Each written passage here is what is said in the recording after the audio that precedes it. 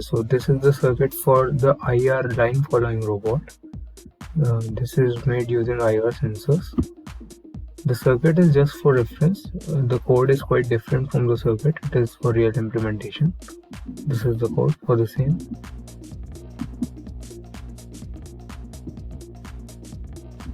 You can write something like this in Arduino IDE.